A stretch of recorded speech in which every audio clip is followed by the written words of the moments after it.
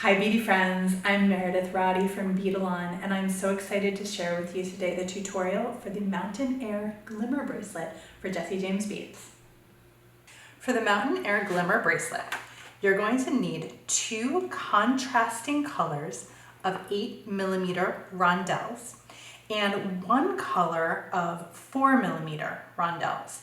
You can use different colors than I have shown here from the amazing summer camp kit, but you can also use beads from your stash, but I recommend using rondelles for this project because they're going to give you the best shape. You'll also need a clasp, a pair of scissors, and for this project today, we are going to be weaving with Supplemex. The Supplemex that we're going to use from our kit is the 0.010 inches or 0.25 millimeters, but I'm actually going to be demonstrating our project using black, so we'll be able to see a little bit better. For our project, we're going to be using the clear 0.010 Supplemex, which is a monofilament fishing line and the perfect material to string up our beads. But of course, because I'm going to be demonstrating and we need to see what I'm doing, I'm going to use a black version that it's the same diameter, but we'll be able to see it during class today. So first step, I'm going to remove the clip from my Supplemex and I'm going to pull out about 5 feet. 5 feet should be plenty for what you need for our project today. And Supplemex cuts really easily with a pair of scissors that you have in your toolbox. So I'm going to put that Supplemex aside and we'll get ready to get started. So what we're going to be doing today for our project is weaving. We're going to be weaving and going back through the beads in several different ways to create a beautiful flower pattern. The first step is to take half of the clasp and thread it onto the Supplemex. I'm going to bring that half clasp down to halfway. If it's not exactly halfway, don't worry about it, but about halfway is where you want to be. Then, on either side of my Supplemex, I'm going to thread on one 4mm rondelle. So easy peasy, one goes on one side and one goes on the other side. And I'm going to move those beads all the way down against my clasp. Now, as we are stitching this bracelet, we're going to use a medium tension. Really, you'll see as we start working it up, it's not going to work with a tight tension, but a really loose tension is going to keep your beads really kind of flopping about. So a nice medium tension is what you want to strive for. So I've added my two 4mm beads, and now I'm going to pick up my color A. And my color A is going to be the blue color here that I'm demonstrating with. So I'm going to pick up one color A. I brought two out, but I really only need one. And I'm going to put that on one of the ends of the Supplemex. And then what I'm going to do, you see my end of the Supplemex is coming out here to the right. I'm going to pass back through. That's a beading term that many of you might be familiar with. I'm going to pass back through the opposite way. So from the direction that my tail is coming out here, I'm going to pass back through that bead to the other side. So my threads, or my Supplemex, is crossed like an X through that bead. And then I'm just going to pull and try to get that bead as centered on my threads as I can. So again, medium tension, nothing too out of the ordinary here. I don't need to tighten this up super tight, and it won't tighten up super tight, but as you're going along, you want to keep things at least taut, if not tight. Okay, so now I'm going to start my first flower. So I'm going to, on one side of that Supplemex, again, I'm going to keep working back and forth on each side of the Supplemex. I'm going to add two of those 8mm rondelles in that same color on one side, and two of the rondelles in that same color on the other side, and bring them down to meet the front. Okay, so now this is the step that's a little bit different, right? Instead of going on one or the other, I'm actually going to thread the next bead on both of those tails. And I'm going to pick up color B. It's going to be different, contrasting color, than the beads that I have already used. So whatever your color B is, that's the bead that you're going to use for your center of your flower unit. So I'm going to put that on both of my ends. And once again, you can kind of see the theme here. Pull everything down to the center. Now this doesn't look like a whole lot right now, but rest assured, in just a moment, it will all come together. And I just took my rings off because my Supple Max was catching on them. You might find that that is a problem that you're also having when you're doing your project.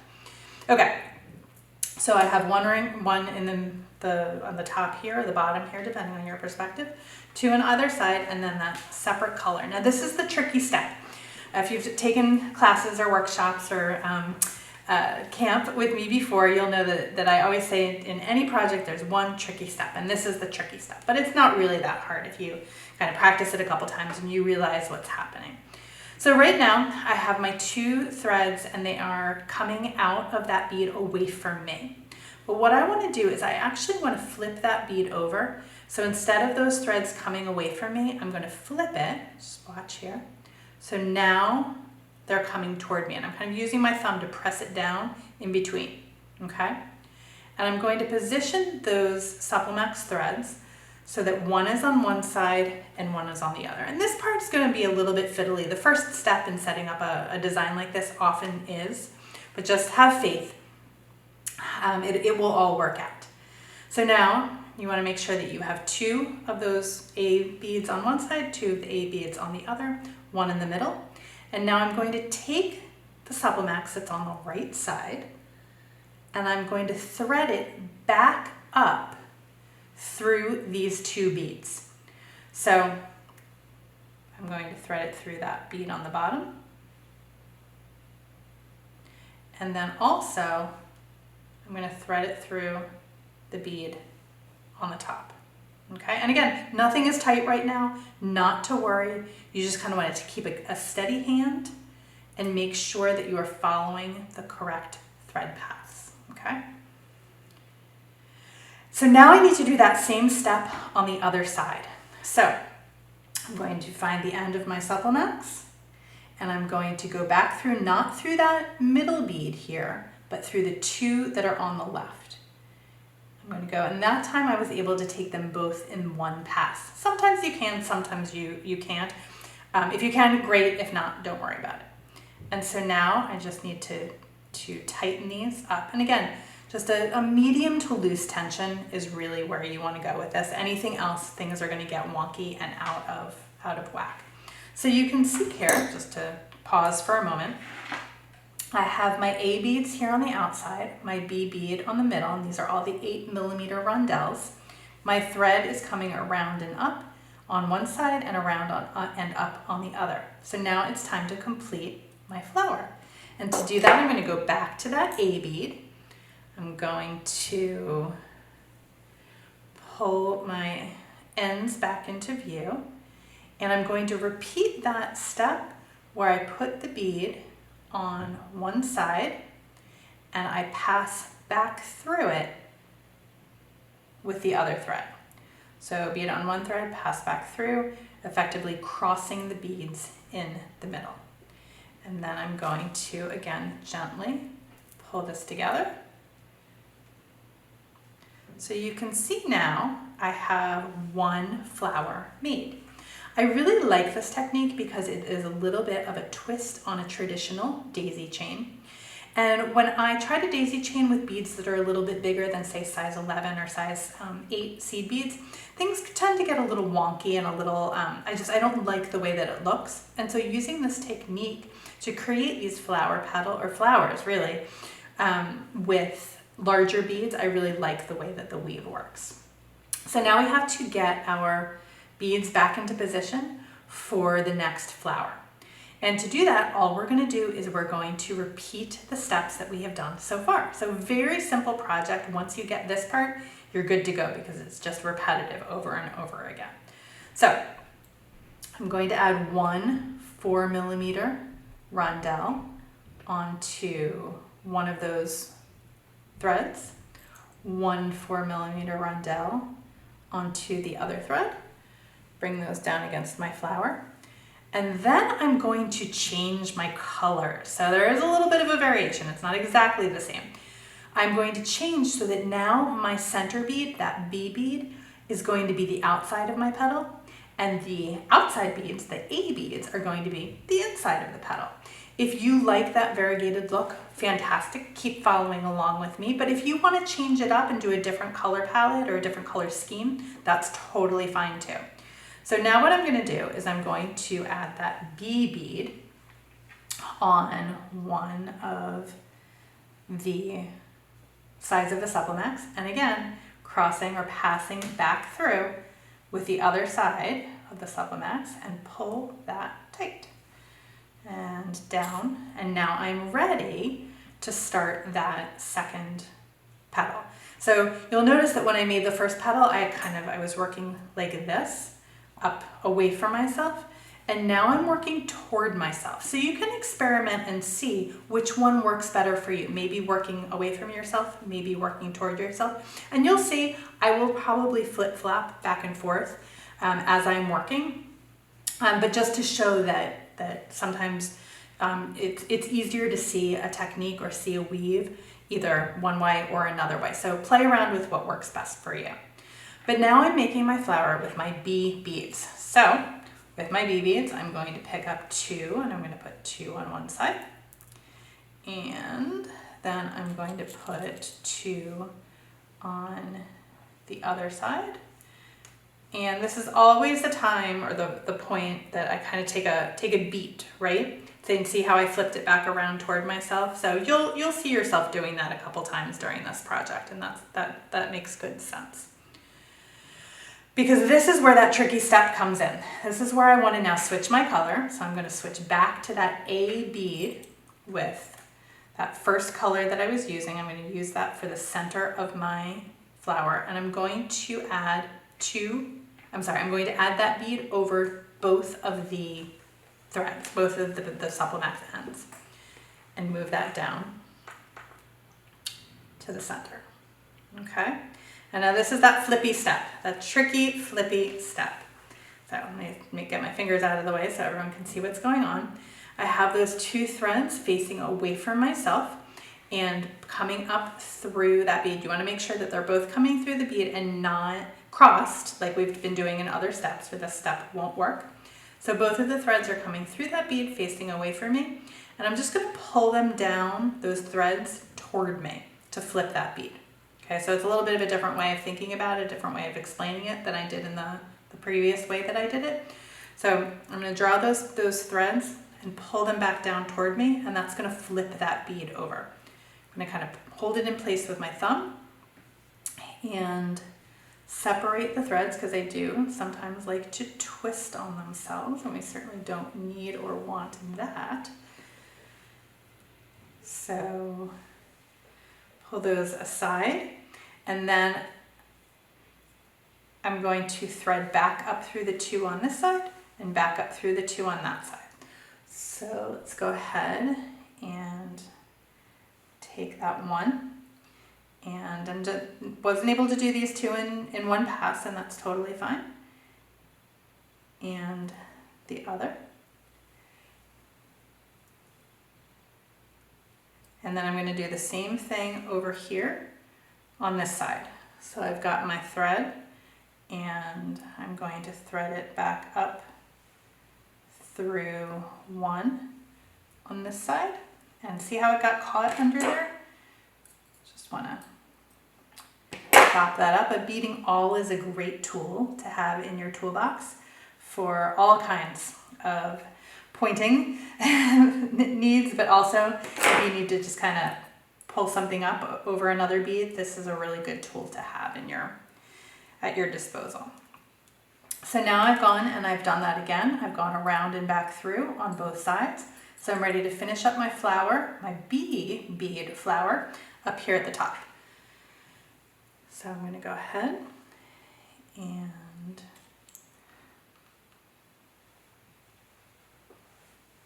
one on one side back through it with that other side and pull that snug. So not tight, just snug. And you'll see each time you do that, like this one relaxed a lot more, but this one's a lot tighter because as you go up and you create more and more of these flowers, they tighten. The previous one will tighten as you're doing the next one. So let's go ahead and get my beads in place to make that next flower. I want to put one 4mm rondelle on either side of the Supplemax. So one on one side, one on the other side. Let those drop down to my bead, and now I'm changing my flower color again. So I just did my flower in B beads, and now I want to do my flower color back in A beads. So I'm going to pick up an A bead. I'm going to put that on one side of the Supplemax, cross back through the other side, and I'm going to pull that snug, and now it's time to add 2 beads on either side. So I'm going to go ahead and do that. I'm going to do 2 beads on one side and 2 beads on the other side. Bring those down to the bottom. And now it's time for my tricky part, right? I'm going to switch my color to the color B, size 8 rondelles. And instead of doing one on one or one on the other, this is the step where we go straight through with both of the sides of the Supplemax. And this side it always looks a little bit wonky to me, but have faith. I have to remember that once I do this step, then things come together. So once again, I'm going to flip that bead down and hold it in place with my thumb. And don't worry if these threads, if these sides of Supplemax are crossed. I just kind of let them go where they want to go. Sometimes they'll cross naturally, sometimes they will go side by side. It really doesn't matter. I try not to fight with them. I let them go where they want to go naturally to make sure that my piece is nice and well constructed. So it looks like that actually. I took those 2 in one pass. Sometimes it happens, sometimes it doesn't happen. I have also found, here I come with my awl again to pop that over. I've also found that to get this side through, sometimes it helps if I flip it over. And that might help you too. If you're having some trouble kind of getting that second side done, it sometimes helps. And of course, in this case, it didn't really help me because I got that underneath.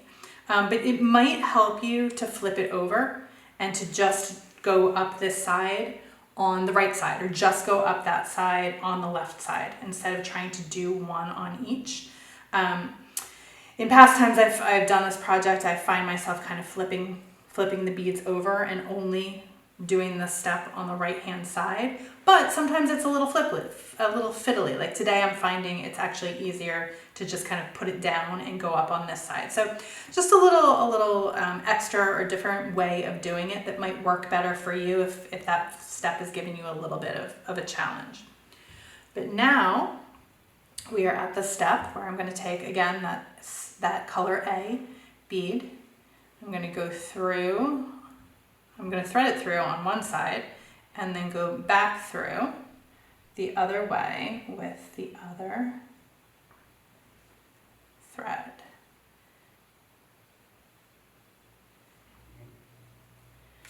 And I'll make sure that I'm pulling my threads out on the right sides.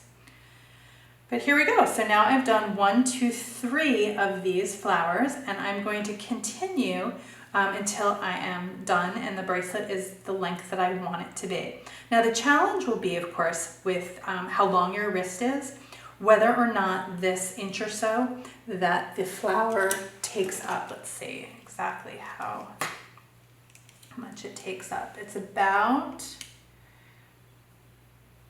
3/4 of an inch, I should say. So while you're doing the math, you're thinking, okay, 3/4 of an inch, how much do I need to make my 7-inch bracelet, minus the clasp, of course.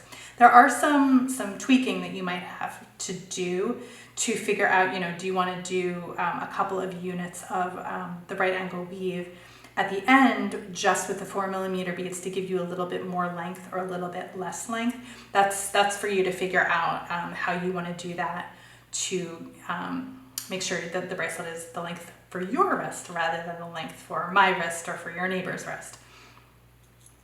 But there are definitely ways, or you could put an extension clasp on, add a little bit of chain to lengthen your bracelet. There are all kinds of tips and tricks for figuring out the best way to make your bracelet the way that you want it, or the length that you want it to be.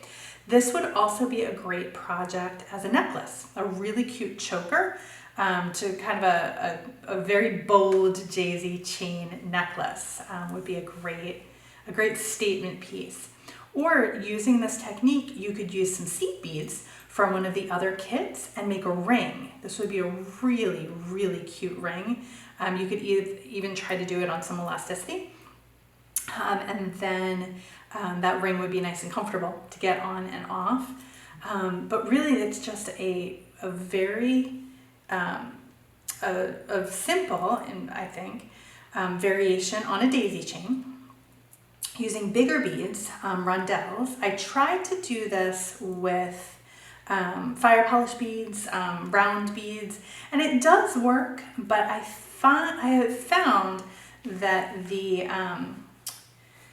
that using the rondelles, really just the proportion and the shape work best for me. But I would love to see different variations that you do, using beads in your stash, using leftover beads from the kits. There's so many different possibilities. And that's part of why I love teaching techniques that can be translated or can be used for all different sizes and shapes and finishes and colors and kinds of beads. All right, so just in that moment or in that kind of discussion, I did one of the flowers up to speed. So you can see that once you get the technique, the bracelet actually works up pretty quickly. And you can definitely make a lot of these in a short amount of time if you wanted to gift them, or if you wanted to sell them, or if you wanted to, gosh, there's just so many different possibilities.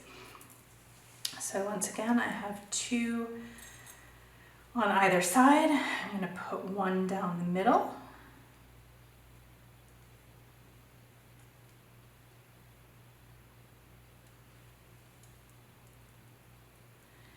And flip that over. And once you've done the flip a couple times, it kind of becomes second nature. It's a little fiddly at first, obviously, like many beading techniques are. Whatever that first row is, when you're doing any kind of stitching or kind of more, really any time, I feel like when you're doing the first row, it's always a little more fiddly. But once you have everything established, the beads kind of know where you want them to go next. And let's see, can you guys see what I did wrong here? Built-in mistake, okay? So here, I've gone and gone and gone, and every time I have started my next flower, I have gone back through that first bead. I've added another bead and gone back through it. But here, I just went straight to my beads over here. So that you might kind of get into the groove of things, and that might happen for you. It's kind of a cool look and a different alternative way of doing and building this bracelet. But I want to have consistency. I want my flowers to be the same all the way up. So I'm actually going to take these off and make sure that I have that step done correctly. So easy enough to take this off. You just kind of want to be careful and cognizant that you don't kink up your Supplemax. It's pretty forgiving material, but you always want to make sure as you're going along that you add that first bead as you're doing your flower.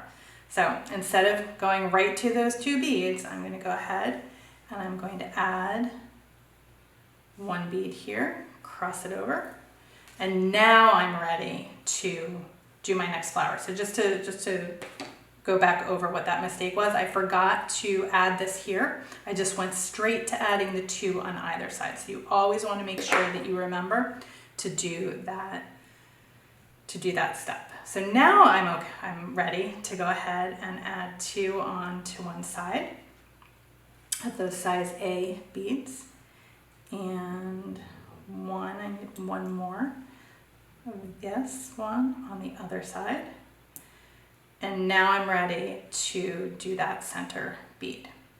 So again, another variation of the technique. You could omit that step and just continue going on, but I think it looks nicer with these 2 in the middle. You could also play around with the size of these beads here. You could do it a little bit bigger. I don't know if I would go a little bit smaller. And keep in mind, I'm using the black Supplemax here so you can see what I'm doing with the stitches, but your Supplemax will be clear, so it will really look like these flowers are floating together. So now I am ready to go up this one side, 1 here, 1 here. And then again, sometimes I flip it over here, but today it's really been working well for me to just go back up on the other side. So I'm going to continue doing that. It's a good takeaway message that if what's working for you is working, no need to change it. Then I'm going to come up here and cross back through the other bead. And I'm going to do 1 more flower, and this time I'm going to remember, got 1 4mm on one side, 1 4mm on the other side, and then I want to make sure that I add that bead and cross back through it to get myself ready for that next step. Okay, that's the place that I oftentimes kind of forget, or like I get into the rhythm of it. I want to make that next flower right away, but I have to make sure that I'm prepared and my bead is in place to be able to do that. All right, so we're going to do 2 more on this side.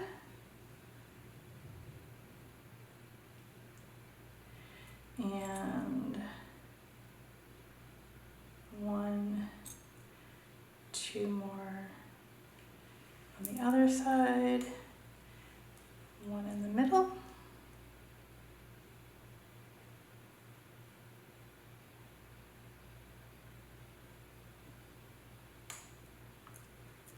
Flip that over.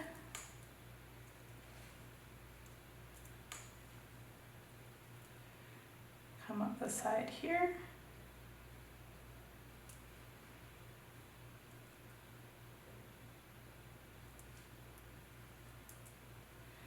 And come up the side here.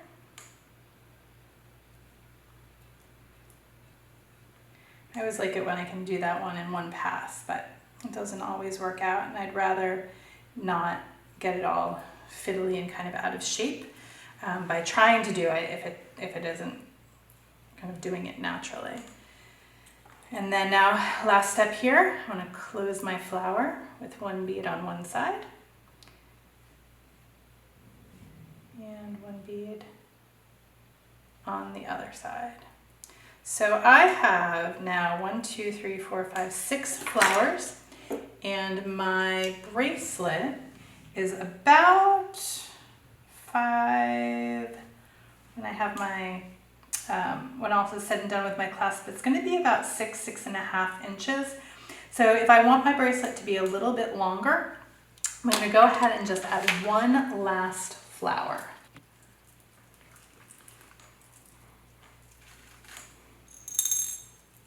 So I just need to grab a couple more of my A beads, and I have to remember that first and also last step. So 1 4mm on one side, 1 4mm on the other side, and I'm going to take that A bead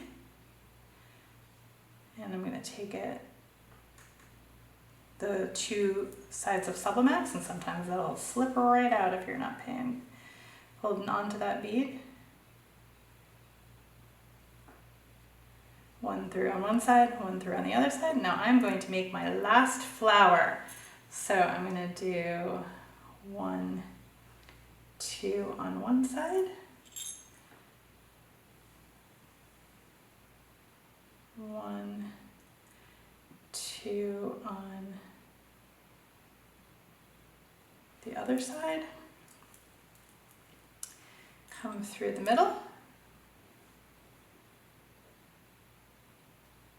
with my contrasting color bead. And maybe you want to do, instead of having contrasting middles, everything just in one color.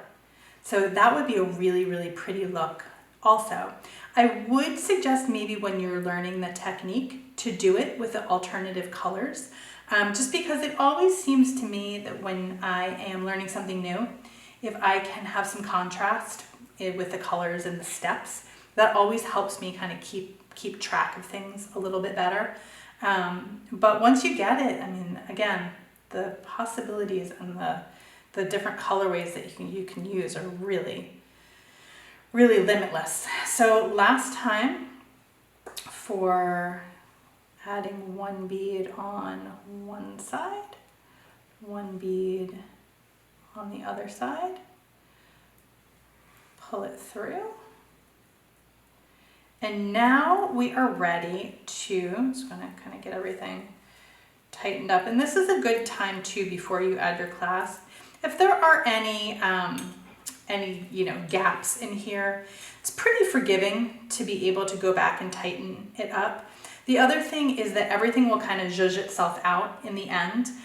So if you have, a little bit more of a gap in one place than another place, once you wear it, everything is going to kind of move and even itself out. But now what we need to do is attach the other half of our clasp. And you don't need to use a toggle. I'm just using a toggle for explanation today.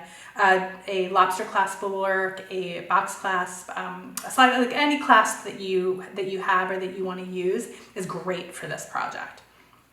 But what I'm going to do is replicate what I did over here. I'm going to add 1 4mm bead on either side. So 1 on this side and 1 on this side. Then I'm going to attach the clasp on one of the threads, one of the Sublimaxes. And I'm kind of thinking about this clasp as if it's just another bead, right? Because we're doing this crisscross technique, so this kind of 2 needle right angle weave technique for this whole project to make these beautiful daisies for our bracelet. And the clasp is really just an extension of that. So what I'm going to do is I'm going to go, just like we were doing back with the beads, I'm going back through that clasp. And now what I need to do is I want to kind of continue around and come back so that I can tie these 2 pieces of Sublimax together.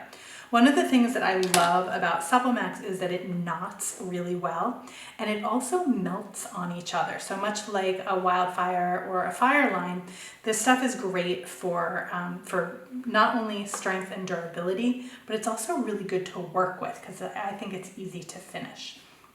So I have my 2 pieces of Sublimax crossing through my clasp.